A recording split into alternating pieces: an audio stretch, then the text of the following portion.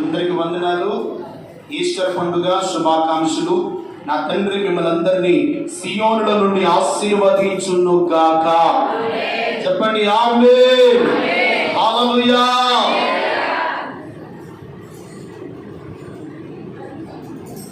మంచిది.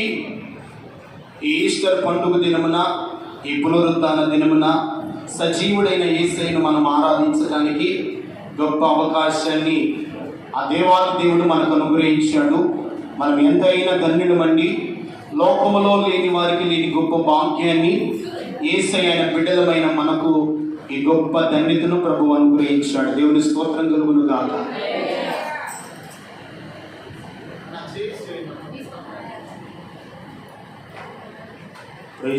హల్లెలూయా.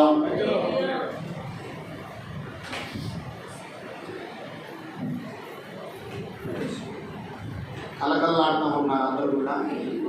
అది నవ్వండి. దేవునికి స్తోత్రం. హల్లెలూయా. దైవ సన్నిధిలో సంపూర్ణ సంతోషము కలదు అని వాక్యం అంటుంది. ప్రియమైన వల్లరా, వ్యర్థమైన వాటి దగ్గర ఉన్న సంతోషం కంటే కూడా ఆ పరిశుద్ధుడైన దేవుని మందిర ఆవరణంలో ఉన్నటువంటి సంతోషము చెప్పసఖ్యము కానీ మహిమాయుక్తమైన ఆనందము. హల్లెలూయా. ఈ అవకాశాన్ని దేవాది దేవుడు మనకు అనుగ్రహించారు. ఇప్పుడు చెప్పండి, 1 గంట కదా ముగించమంటారా, 2 గంటల దాకా చెప్పండి. ప్రేమ ఉంది.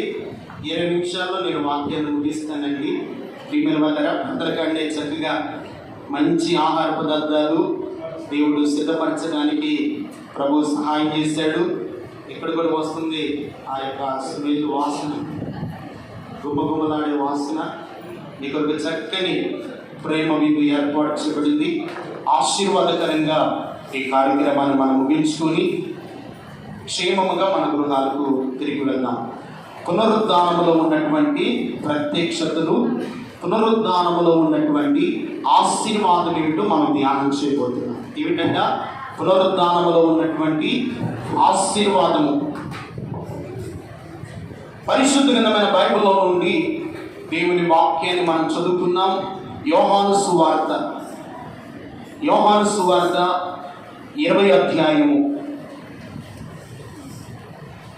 యోహాను సువార్త 20వ అధ్యాయము.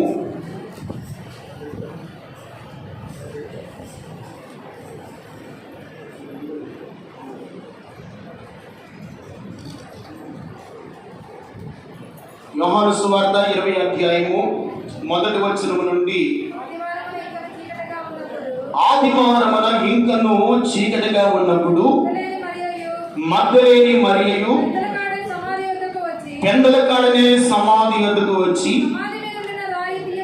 సమాధి మీద ఉండిన రాయి తీయబడి ఉండుట చూచెను గనుక ఆమె పరిగెత్తుకొని సీమోను పేతురునద్దకు యేసు ప్రేమించిన శిష్యుల యొద్దకును వచ్చి ప్రభువు సమాధిలో నుండి ఎత్తుకొని పోయి ఆయనను ఎక్కడ ఉంచిరో ఎరుగమని చెప్పెను.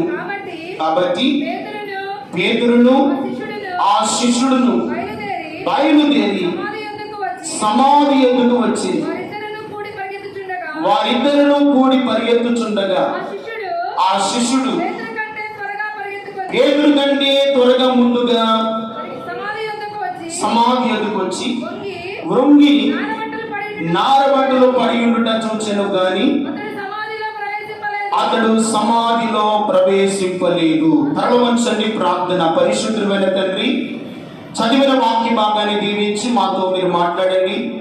నీ మాటలో ఉన్న ప్రత్యేకమైన సారాంశాన్ని ఈ దినమున మీరు మాతో మాట్లాడండి. మీరు మరణాన్ని జయించి తిరిగి లేచిన దేవుడవు పరిశుద్ధాత్మ తండ్రి, నీ మరణ పునరుద్ధానంలో ఉన్నటువంటి ఆశీర్వాదం ఏమిటో ఈ రోజున నీ బిడ్డలతో మీరు మాట్లాడి మహిమ పొందమని యేసు నామమున ప్రార్థన చేస్తున్నాము తండ్రి. ఆమేన్. హల్లెలూయా. మరి గట్టిగా చెప్పొచ్చుగా హల్లెలూయా, హల్లెలూయా. మంచిది. జాగ్రత్తగా దేవుని వాక్యాన్ని విన్నాం. యోహాను సువార్త 4 సువార్తలు ఉన్నాయి. క్రొత్త నిబంధనలో 4 సువార్తలలో యేసయ్య చరణం ఉంది, యేసయ్య మరణం ఉంది, యేసయ్య పునరుద్ధానం గురించి రాయబడిన 4 కీర్తనలు.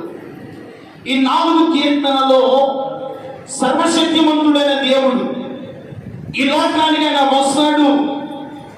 ఆయన నరవతారము దాల్చి సస్యనుడుగా ప్రతి మానవాళి కొరకు ఆయన కల్వరి శిలువలో మరణిస్తాడు. ఆయన సమాధి చేయబడతాడు.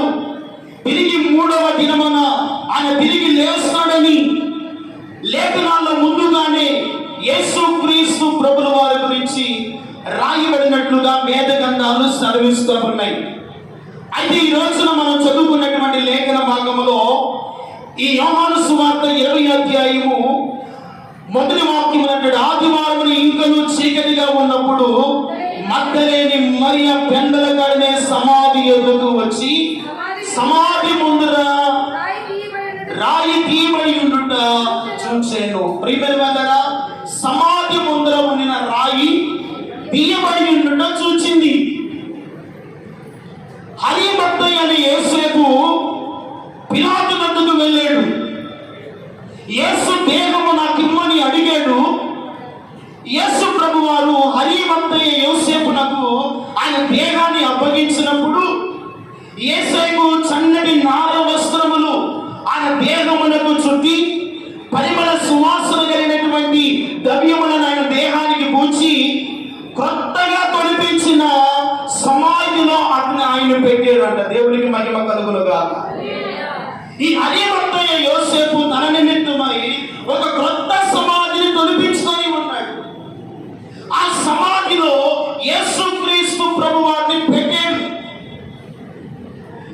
ఆ సమాధి ముందర ఒక పెద్ద రాయి దొర్లింపబడి ఉన్నది.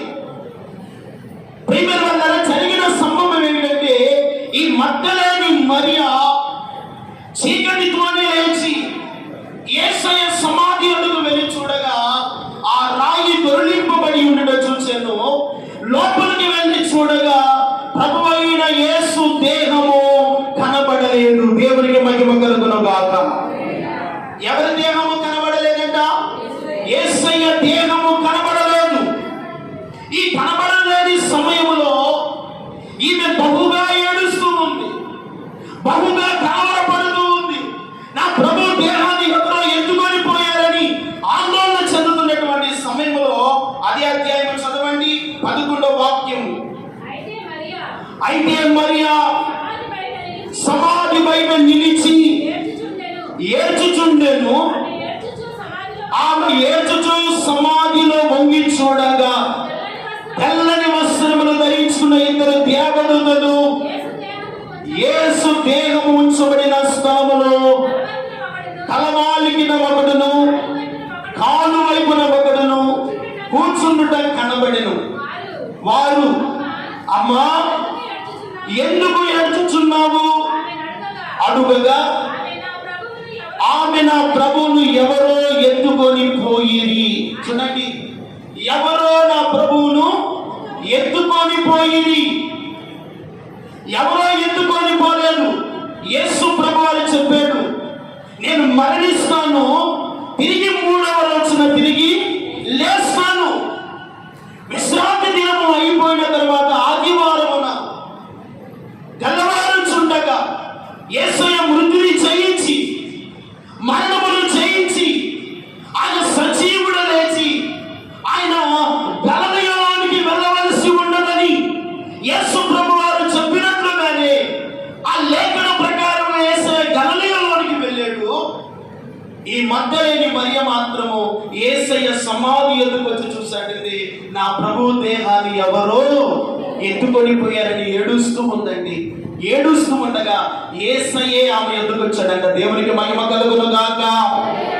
యేసయ్యే ఆమె ఎదుకు వచ్చి తర్వాత మనసుదమ్మ, అమ్మా ఎందుకు ఏడ్చుచున్నావు, ఎందుకు ఎవరిని ఎదుగుచున్నావు అని ఆమె అడుగగా ఆయన తోటమాలి అనుకొని, అయ్యా ఆయనను మోసుకొని పోయిన ఎడల ఆయన ఎక్కడ ఉంచుతువో నన్ను నాకు చెప్పుము, నేను ఆయనను ఎత్తుకొని పోయేదను. దేవునికి మహిమ కలుగును గాక. ఆమె ఏడుస్తూ ఉండగా యేసయ్యే ఆమె ఎదుకు వచ్చాడు. దేవునికి మహిమ కలుగును గాక. ప్రియమైన దేవుని బిడ్డలారా, పునరుద్ధానములో ఉన్నటువంటి ఆశీర్వాదం ఏమిటో తెలుసా? సమాధానము లేని వారికి, కలవరముతోను కన్నీళ్లతో ఉన్న వారిని ఆదరించడానికి, వారిని ధైర్యపరచడానికి యేసయ్య మృతిని చేయించి తిరిగి మన కొరకు లేచాడు. హల్లెలూయా. ఇప్పుడు ఆమె యేసు దేహాన్ని ఎవరో ఎత్తుకొని వెళ్ళారని ఆమె ఏడుస్తూ ఉండగా యేసయ్యే ఆమె ఎదుగు వచ్చి, ఎవరిని నీవు ఎదుగుతున్నావు? యేసు అంటున్నాడు, ఎవరిని ఎదుగుతున్నావు అంటే, అయ్యా ఆయన ఎవరు అనుకున్నట్ట? తోటమాలి అనుకుంది. సాక్షాత్తుగా యేసయ్యే ఆమెతో మాట్లాడుతున్నాడు. యేసయ్యే ఆమెను దర్శించాడు. కానీ ఆమెను యేసు ప్రభువాన్ని కనుగొనలేని స్థితిలో ఉన్నదంట. ఎవరిని కనుగొనలేని స్థితిలో ఉంది? యేసయ్యను కనుగొనలేని స్థితిలో ఉంది. ఈ రోజున చాలా మంది దేవుని ఎదుగు వస్తున్నారు. ఆయన మరణించాడని వింటున్నారు, ఆయన సమాధి చేయబడ్డాడని వింటున్నారు, ఆయన తిరిగి లేచాడన్న సంగతి ఈ రోజున చాలా మంది నమ్మని స్థితిలో ఉన్నారు. యేసయ్య ప్రతి మానవాళి కొరకు ఏ రీతిగా ప్రాణం పెట్టాడో, సమాధి చేయబడ్డది అనేది ఏ రీతిగా వాస్తవమో, ఆయన తిరిగి లేచాడనేది అది నంగన సత్యముగా, ఆయన సజీవుడుగా ఆయన తిరిగి లేచి ఉండుట అదే నిజమైన వాస్తవం. దేవునికి మహిమ కలుగును గాక. ఆయన లేచి ఉన్నాడు. ఆమంటుంది, ఆయనను నీవు కనుగొని ఆయన నాకు అప్పగిస్తే నేను ఎత్తుకొని పోయేదను అంటున్నాడు. ప్రియమైన వారా, ఈ పునరుద్ధానంలో ఉన్నటువంటి ఆశీర్వాదం ఏమిటో తెలుసా? మొదటగా ఏమిచ్చాడంటే దేవుడు సమాధానాన్ని దేవుడు అనుగ్రహించాడు. దేవునికి మహిమ కలుగును గాక. ఈ మధ్యలేని మరియ సామాన్యమైన కాదు. 7 దయ్యముల చేత పీడించబడుతున్నటువంటి ఆ స్త్రీను యేసు ప్రభువారు బాగు చేసి ఆమెను ఒక మంచి స్థితిలో ఉంచిన తర్వాత, యేసయ్య చనిపోయి తిరిగి లేచిన తర్వాత మొట్టమొదటిగా కనబడినది మగ్దలేని మరియ. దేవునికి మహిమ కలుగును గాక. ఎంత గొప్ప ధన్యతను ఆమె పొందుకున్నది, ఎంత గొప్ప ఆజ్ఞతను ఆమె అనుభవించింది. ప్రియమైన దేవుని బిడ్డ, ఆమె మాత్రమే కాదు, ఆమెతో కొంతమంది స్త్రీలు ఏం చేశారంటే సుగంధ ద్రవ్యములను తీసుకుని వెళ్ళి ఆయన దేహానికి పూయాలని చూడగా సమాధి ముందర ఉన్న రాయి దుర్లింపబడి ఉండుట చూచాను. వారు ఆశ్చర్యపడ్డారు. ఆయన దేహము వారికి కనబడలేదు, కలవరపడ్డాడు, ఆందోళన చెందారు. ఆ మరియ మాత్రం ఏడుస్తూ ఎవరో నా ప్రభుని ఎత్తుకొని పోయారని కలవరపడుతుండగా యేసు ప్రభు వారే, అమ్మా ఎవరిని నీవు వెతుకుచున్నావు? దేవునికి స్తోత్రం కలుగును గాక. ఈ రాత్రి నీవు ఈ మధ్యాహ్న సమయంలో ఎవరిని నువ్వు వెతకాలి అంటే, నీ కొరకు ప్రాణం పెట్టి తిరిగి లేచిన యేసయ్యను నువ్వు వెతకగలిగితే, యేసయ్యను కనుగొనగలిగితే, యేసయ్యను మీ జీవితంలో స్థానం ఇవ్వగలిగితే, యేసు క్రీస్తు ప్రభువు వారిని నీ రక్షకుడుగా అంగీకరించగలిగితే, ఆయన పునరుద్ధాన బలము నీవు అనుభవించుదువు గాక. ఆయన పునరుద్ధాన బలాన్ని నువ్వు అనుభవిస్తావు. ఆయన పునరుద్ధానము శక్తిని నువ్వు అనుభవిస్తావు. కాబట్టి దేవుని బిడ్డలారా, ఆయన యందు మనము విశ్వాసం ఉంచాలి. అందుకనే యోహాను సువార్త 20:12 వచ్చినాయని మనం చదువుకుంటే, ఆదివారమున సాయంకాలమున శిష్యులు యూదులకు భయపడి తాము కూడి ఉన్న ఇంటి తలుపులు మూసుకొని ఉండగా యేసు వచ్చి వారి మధ్య నిలిచి, మీకు సమాధానము కలుగును గాక. హల్లెలూయా. ఆదివారమున సాయంకాలమునంట యూదులకు భయపడి శిష్యులు ఏం చేశారు? ఒక ఇంటిలో తలుపులు వేసుకొని కూర్చొని విచారణ పడుతూ ఉన్నారు, బాధపడుతూ ఉన్నారు. ఇంతకాలము మెస్సయ్య బోధకుడు మనతో ఉన్నాడు, ఆయన మరణించాడు, ఆయన తిరిగి లేస్తాడని చెప్పాడు, ఆయన లేచాడు లేదన్న గ్రహింపు వారు కనుగొనలేక ప్రియమైన వాళ్ళ ఆందోళన పడుతూ దిగులు పడుతూ సమాధానం లేకుండా ఉన్న సమయంలో యేసు ప్రభువారు తలుపులు ముయ్యబడి ఉండగా ప్రభువే వారి మధ్యలోకి వచ్చి నిలిచాడంట. హల్లెలూయా. వచ్చాడంటే మీకు సమాధానము కలుగును గాక అంటున్నాడు. హల్లెలూయా.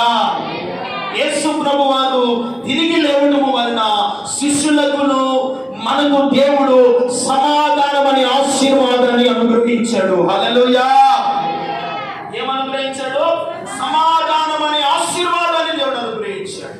ఈ రోజున ఎందరి కుటుంబాలలో ఎందరి జీవితాలలో, ఎందరి బ్రతుకులలో సమాధానము లేకుండా నలిగిపోతూ, విచారణ పడుతూ, వేదన పడుతూ, కలవరపడుతున్న వారికి యేసయ్య పునరుద్ధానము వలన శిష్యులకు దేవుడు సమాధానాన్ని కలుగు చేశాడు. హల్లెలూయా. ఈ రోజున ఆ సమాధానము ఒకవేళ నీ నా బ్రతుకులు లేకపోతే యేసు ప్రభువు తిరిగి లేవడం వలన మనకు ఏమిచ్చాడంటే ఆయన సమాధానం అనే ఆశీర్వాదాన్ని దేవుడు మనకు అనుగ్రహించాడు. దేవునికి మహిమ కలుగును గాక. సమాధానం మాత్రమే కాదు, ద్వితీయోపదేశ కాండము 28 అధ్యాయము 8-9 వాక్యాలు చదువుకున్నాం. నీ కొట్లలోను నీ చేయు ప్రయత్నములన్నిటిలోనూ నీకు దీవెన కలుగునట్లు యెహోవా ఆజ్ఞాపించెను. నీ దేవుడైన యెహోవా నీకిచ్చుచున్న దేశములో ఆయన నిన్ను ఆశీర్వదించి నీవు నీ దేవుడైన యెహోవా ఆజ్ఞలను అనుసరించి ఆయన మార్గములో నడుచుకొని. చాలా ప్రియమైన వాళ్ళారా, యేసు ప్రభువు మరణించాడు, తిరిగి లేచాడు. నీవేం చేయాలంటే ఆయన మార్గములో నీవేం చేయాలంట? నడుచుకోవాలి. పునరుద్ధానుడైన యేసయ్య మార్గములో నడుచుకుంటే నీ కొట్లలోనూ నీవు చేయు ప్రయత్నములన్నిటిలో యెహోవా ఆశీర్వాదము మీ మీద ఉండును గాక, యెహోవా దీవెన మీ మీద ఉండును గాక.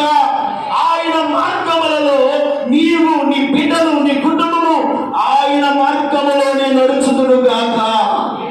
యేసయ్య మార్గములో మీరు ఏం చేయాలంట? నడవాలి.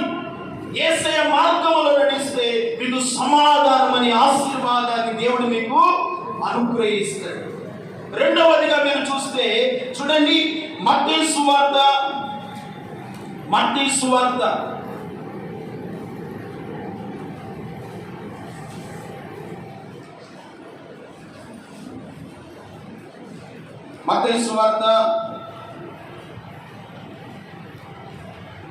28 అధ్యాయము 4వ వచనాన్ని చదువుతున్నాం.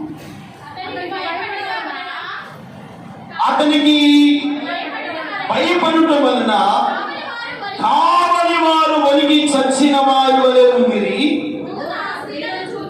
దూత స్త్రీలను చూచి మీరు భయపడకుడి, సిలువ వేయబడిన యేసును మీరు వెతుకుచున్నారని నాకు తెలియను. దేవునికి మహిమ కలుగును గాక. వారు ఎవరిని ఎదుగుతున్నారంట?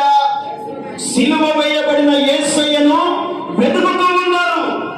ఈ రోజున సిలువ వేయబడిన యేసు, పునరుద్ధానుడైన యేసయ్యను వెతకలేకపోతున్నారు కనుకనే వారి జీవితాల్లో సమాధానం ఉండలేదు, ఆశీర్వాదం ఉండలేదు.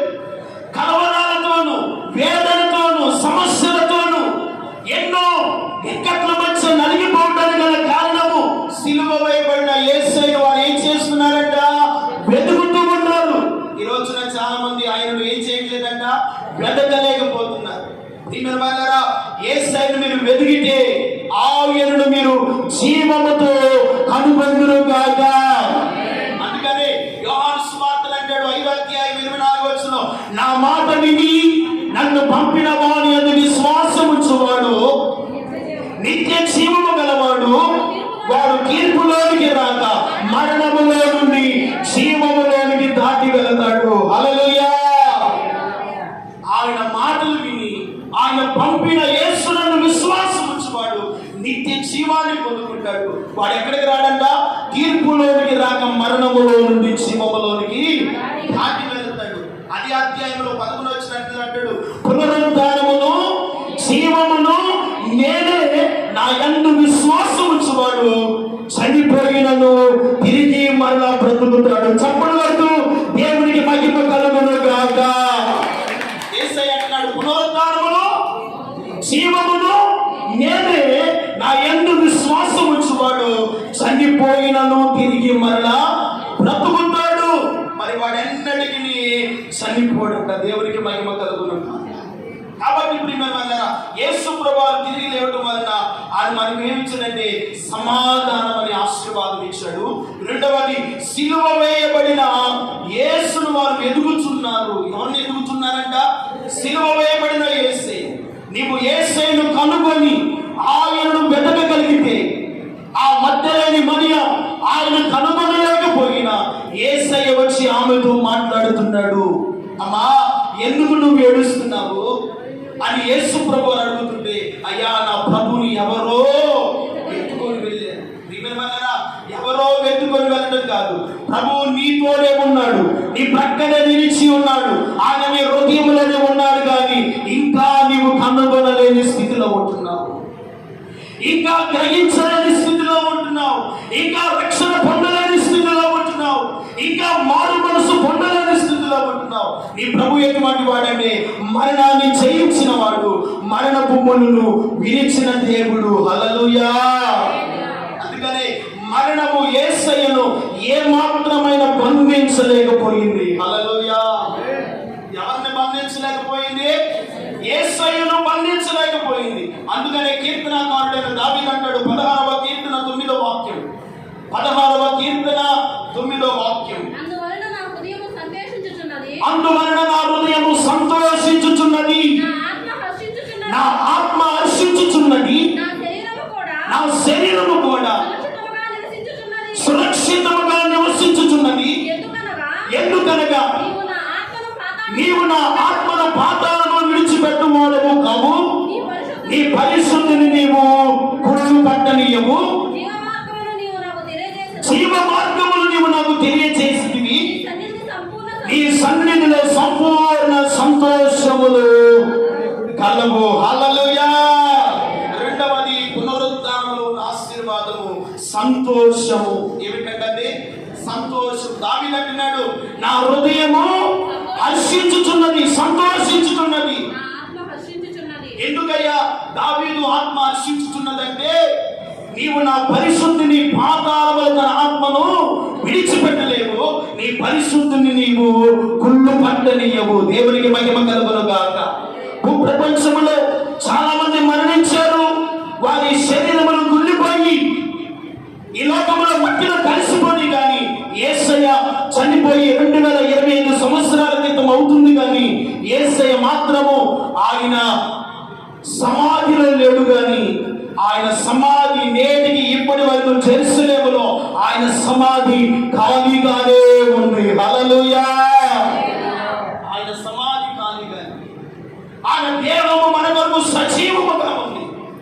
కాబట్టి దేవుని బిడ్డలారా, దావీదు హృదయం అంటుంది, నా దేవుని బట్టి నా ఆత్మ హర్షించుచున్నది, సంతోషించుచున్నది. అందుకని ఆయన సన్నిధిలో నాకు సంపూర్ణ సంతోషములు కలవు. పునరుద్ధానము వలన రెండవది సంతోషాన్ని దేవుడు మనకు అనుగ్రహించాడు. దేవుని స్తోత్రం చెప్పండి. హల్లెలూయా. ఈరోజు నా సంతోషము లేని బ్రతుకులలో, ఒకప్పుడు మనకి సంతోషం ఉందా? సమాధానాలు ఉన్నాయా? శాంతి ఉన్నదా? పరిశుద్ధులైన దేవునితో సహవాసం ఉన్నదా? లేదు. పాపములోను, లోకములోను, శరీరాశతోను, నేత్రాశతోను, ఈ లోక సంబంధమైనటువంటి పాప పంక్తులతో బ్రతుకుతున్న మనకు యేసయ్య శిలువ రక్తము చేత కడిగి పరిశుద్ధపరిచి ఆయన సన్నిధిలో మనలను పరిశుద్ధులుగా దేవుడు మార్చాడు. హల్లెలూయా. అందుకని మన దేవుడు ఎటువంటి వాడంటే ఆయన పరిశుద్ధుడు కనుక పరిశుద్ధుని దేహాన్ని ఆయన తండ్రి అయిన దేవుడు ఏం చేయలేదు? కుళ్ళు పట్టనీయలేదు. దేవునికి మహిమ కలుగునుగా.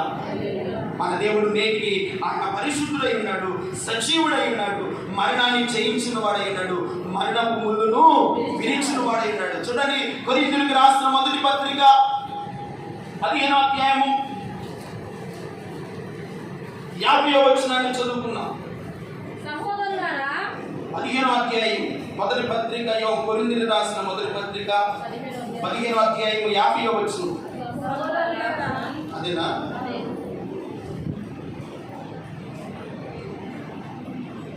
15వ అధ్యాయము, లేకపోతే 54వ వచనం. 54వ వచనం.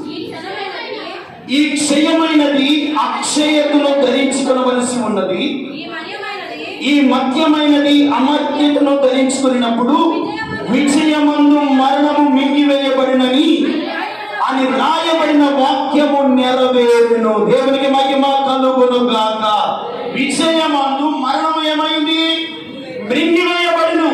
ఇప్పుడు మరణాన్ని తండ్రి అయిన దేవుడు మృంగివేస్తాడు కనుకనే మరణమునకు ఉన్నటువంటి బలము పాపమునకు ఉన్నటువంటి బలము ప్రియమైన ధర్మశాస్త్రము, ఆ ధర్మశాస్త్రమునకు ఉన్నటువంటి ఆ మరణమును యేసయ్య పునరుద్ధానము వలన కొట్టివేశాడు. హల్లెలూయా.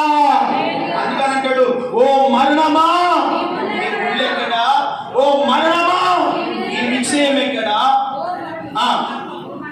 ఓ మరణమా నీ ముళ్ళు, మరణమునకున్న ముళ్ళు పాపమునకున్నటువంటి బలము ధర్మశాస్త్రమే, ఆయనను మన ప్రభువు అయిన యేసు క్రీస్తు మూలముగా మనకు జయమును అనుగ్రహించుచున్న దేవునికే స్తోత్రమును కలుగును గాక.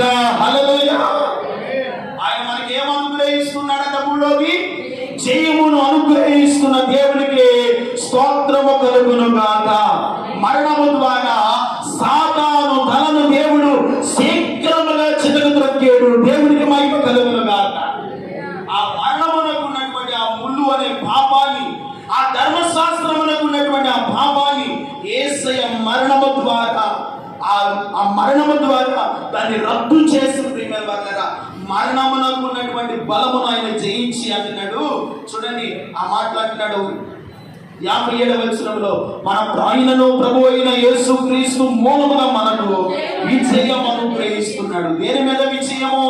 పాపముపై విజయము, లోకముపై విజయము, శరీరాశ నేత్రాశలపై మనకు విజయాన్నిచ్చి, ఇంకా ఈ లోక సంబంధమైన ప్రతి అవిధేయతపై, సాతానుపై దేవుడు మనకు ఏమి ఇస్తున్నాడట? విజయమును అనుగ్రహిస్తున్నాడు. విజయమందు మరణము ఏమైంది? మృంగివేయబడెను. హల్లెలూయా. విజయమందు మరణం ఏమైందంట? మృంగివేయబడెను.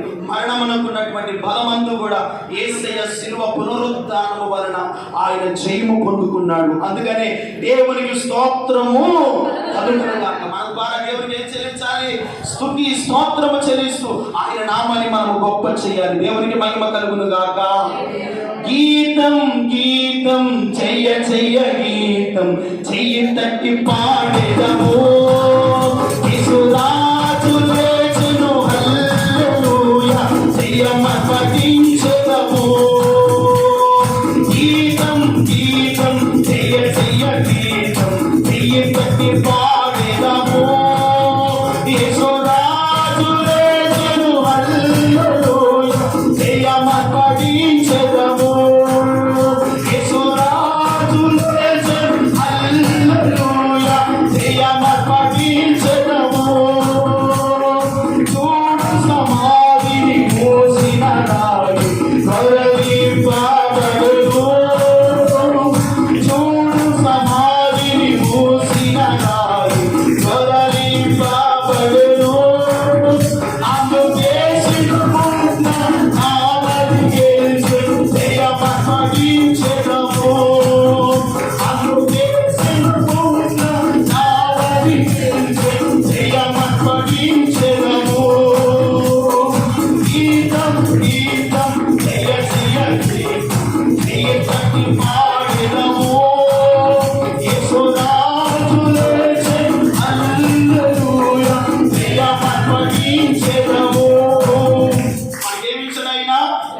అనుగ్రహించాడు. దేవుని స్తోత్రం కలుగును గాక. అందుకని చదవండి ఈ మాట చెప్పి నేను ముగిస్తాను. సమయం అయిపోయింది, 1 గంట అనుకున్న సమయానికి ముగిస్తానని చెప్పాను. చివరిగా ఒక్క మాట చదివి నేను ముగిస్తాను. మార్కు సువార్త లేకపోతే లూకా సువార్త, లూకా సువార్త 20వ అధ్యాయం, 24వ అధ్యాయము, లూకా సువార్త 24వ అధ్యాయము.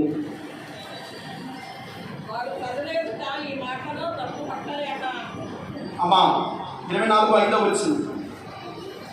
వారు భయపడి ముఖమును నేలన మోపుకొనుచుండగా, మీరు సజీవుడైన వారిని ఎందుకు మీరు మృతులలో వెతుకుచున్నారు? ఆయన ఇక్కడ లేడు, ఆయన లేచి ఉన్నాడు. దేవునికి మహిమ కలుగును గాక. ఆయన ఇక్కడ లేడు, మన కొరకు ఆయన ఏం చేశాడు? లేచి ఉన్నాడు. మీరు సజీవుడైన వారిని ఎందుకు మీరు మృతులలో? ఈ రోజున చాలా మంది సజీవులుగా ఉండి మృతులలో వెలుగుతున్నాడు. మన దేవుడు మృతులలో లేడు, సమాధిలో లేడు, సమాధిని జయించి, సమాధికి ఉన్నటువంటి బలమును ఆయన జయించి ఆయన తిరిగి సజీవుడై లేచాడు. ఆయన నువ్వు ఆరాధిస్తున్న దేవుడు ఎటువంటి వాడు తెలుసా? ఆయన సజీవుడైన దేవుడు. మీరు సజీవుడైన వాడు ఎందుకు మీరు మృతులలో వెతుకుతూ ఉన్నారు? ఆయన లేచి ఉన్నాడు. దేవునికి మహిమ కలుగునుగాక. ఆయన లేచంట గలిలయలోనికి వెళ్ళాడు. ఎక్కడికి వెళ్ళాడండి? గలిలయలోనికి. ఆయన శిష్యులు ఉన్నటువంటి ఆ ప్రాంతానికి యేసు ప్రభువారు వెళ్ళి చివరిగా వారు ఆయన ఆరోహణమై యేసు ప్రభువారు ఆయన సమాధిని చేయించి 40 దినాలు శిష్యులతో కూడా ఉన్నాడంట. దేవునికి మహిమ కలుగునుగాక. ఎన్ని దినాలు ఉన్నాడంట? 40 దినాలు భూమి మీద సంచరించాడు. ఇదిగో యేసు ప్రభువారు శిష్యులు ఆ ఇంట్లోనే ఉండగా తోమా ఆయన గాయాల్లో ఏలు పెడితేనే నేను నమ్మనన్నాడు. ప్రియమైన వాళ్ళారా, యేసు ప్రభువారు దాన్ని కూడా రుజువుపరుచుకొని మీ దగ్గర ఏమైనా ఆహారం ఉండదని యేసయ్య అడిగితే ఆయన వారికి ఒక చాప ముక్కను ఒక రొట్టెనిగా ఆయన దాన్ని భుజించాడంట. దేవునికి స్తోత్రం కలుగునుగాక.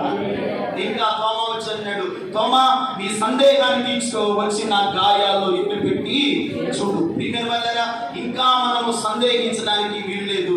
యేసయ్య మన కొరకు ఆయన సమాధిని చేయించాడు, తిరిగి లేచాడు. మీరు సజీవుడైన వాడిని ఎందుకు మీరు మృతులలో వెతుకుతున్నాడు?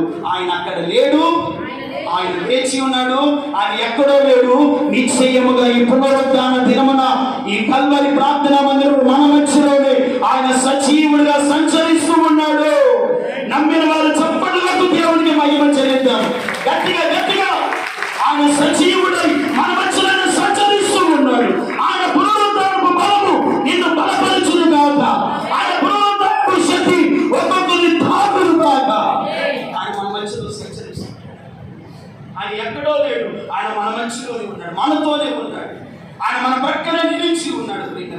శిష్యుల సందేహాన్ని తీర్చిన దేవుడు ఇంకా ఒకవేళ దేవుని సన్నిధిలోకి వస్తూ అనుమానముతో అపనమ్మకంతో ఉంటే ఈ దినమున నీ సందేహాలు దేవుడు తొలగించి ఆయనను రక్షకుడుగా ప్రభువుగా మీ హృదయంలో ప్రతిష్ఠించుకుందురుగాక. ఆయనకు మీ హృదయంలో స్థానం ఇచ్చుదురుగాక. యేసు ప్రభువుని సొంత రక్షకుడుగా అంగీకరించి ఆయన పునరుద్ధాన బలమును మీరు ఆశ్రయించుదురుగాక. ఆయన పునరుద్ధానపు బలమును ఎప్పుడైతే మీరు ఆశ్రయిస్తారో ఆయనలో ఉన్న జీవాన్ని, శక్తి, బలాన్ని, ఆయన కృపను మీరు అనుభవిస్తారు. కనుకనే ప్రియమైన వాళ్ళారా, మీరు సజీవుడైన వారిని ఎందుకు మీరు మృతులలో? ఒకటి, వారికి దేవుడు సమాధానం అనే ఆశీర్వాదాన్ని ఇచ్చాడు. రెండవది ఆయన సంతోషాన్ని ఇచ్చాడు. మూడవది మనకు జయమును అనుగ్రహించాడు. సాతానుపై, మరణంపై, పాపంపై మనకి ఏమి ఇచ్చాడు? ఆయన జయమును అనుగ్రహించాడు. జయమును అనుగ్రహించడమే కాదు, ఆయన ఇంకా మనకు అధికారం ఇచ్చాడు. హల్లెలూయా. యేసు ప్రభువుని ఆయన పరిచర్యకు పంపుతూ అన్నాడు కదా, మీరు సర్వలోకానికి వెళ్ళండి, సర్వ సృష్టికి సువార్త ప్రకటించండి. నమ్మి బాప్తిస్మము పొందిన వాడు రక్షింపబడతాడు. వారిలో ఒకవేళ దయ్యములు పట్టిన వారు, రోగములతో ఉన్నవారైతే వారి మీద చేతులుంచి ప్రార్థన చేయండి, నేను మీకు సర్వాధికారమును అనుగ్రహించి ఉన్నాను. దేవునికి మహిమ కలుగునుగాక. ఆయన బిడ్డలకు దేవుడు సర్వాధికారం ఇచ్చి దేవుడు వారిని ఆశీర్వదించి ఆయన పరలోకమునకు ఏమయ్యాడంట? ఆరోహణమయ్యాడు. అదే చూడండి, లూకా సువార్త 24వ అధ్యాయము 50వ వచనం. ఆయన బేతనియ వరకు వారిని తీసుకొని పోయి చేతులుంచి వారిని ఆశీర్వదించాడు. వారిని ఆశీర్వదించుచుండగా ఆయన వారిలో నుండి ప్రత్యేకింపబడి పరలోకమునకు ఆరోహణమాయెను. దేవునికి మహిమ కలుగునుగాక. చివరిగా యేసయ్య చేతులెత్తి వారిని ఏం చేశాడంట? 4వది ఆశీర్వదిస్తున్నాడు. మన దేవుడు మనల్ని ఏం చేయబడంట? ఆశీర్వదించే దేవుడు. ఆయన ఎదుగు వచ్చి వారిని ఆయన ఏ మాత్రమైన త్రోసి వేసే దేవుడు కాదు. అందరినీ దేవుడు ప్రేమించిన వాడు, అందరి కొరకు మరణించిన వాడు, అందరి కొరకు ఆయన సమాధిని చేయించి తిరిగి లేచిన వాడు. ఆయన చేతులెత్తి వారందరినీ ఏం చేశాడంట? ఆశీర్వదిస్తూ పరలోకమునకు ఏమైపోయాడంట? ఆరోహణమై. ఎలాగ పరలోకమునకు ఆరోహణమయ్యాడో మరలా మనందరినీ తీసుకొని రావడానికి మేఘాల మీదకు రాబోతున్నాడు. దేవుని స్తోత్రం కలుగునుగాక. ఆయన సంగమనబడుతున్న సార్వత్రిక సంగమనను దేవుడు తీసుకొని వెళ్ళడానికి ఆయన మేఘాల మీద రాబోతున్నాడు. వధువు సంగముగా సిద్ధపడి ఆయన పునరుద్ధాన బలమును ఎదిగి ఆయన సజీవుడై ఉన్నాడన్న సంగతి గ్రహించి ప్రభుకి మన జీవితాలు అప్పగించి ఆయన సాక్షులుగా మనం బ్రతికి ప్రభు కొరకు నమ్మకస్తులుగా జీవించినప్పుడు ఆయన మన కొరకు వస్తాడు.